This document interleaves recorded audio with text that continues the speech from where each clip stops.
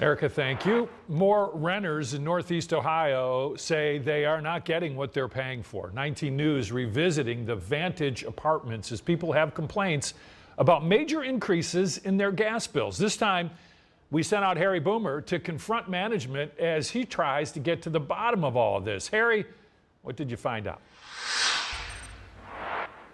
Well, Brian, I can tell you, I got an earful from the tenants living inside the Vantage apartments here off of Cedar Road in Beachwood.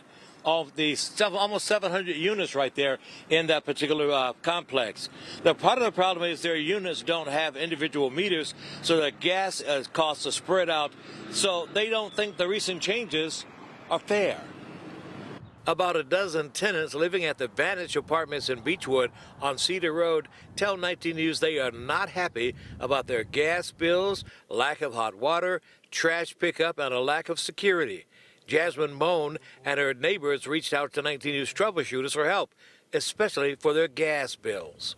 So I went over to the office to talk to them about it, and they didn't give me much of an explanation, just said I have to pay it. So now the increase is $282 for myself. Jasmine's gas bill went from $25 a month to nearly $300. My most expensive bill for gas to date was $13.60, and that was in December of 2025. And this month it was $131.50, and that is a 1,000% increase. These tenants want answers that they are not getting. I averaged $35 a month, and this past month my bill was $439. Those are massive increases, and tenants say they are getting the runaround. They took me to the rental office with them to get some answers. I'm not going to speak directly to you guys. Her manager came from another office. Ma'am, how are you? I'm fine. I'm going to ask you to leave. The problem is nobody's speaking with them individually, and that's why I'm here. Jasmine went in to speak with the manager. We talked with her when she came out. Basically, I asked her, so when can we expect to see a decrease? What's being done?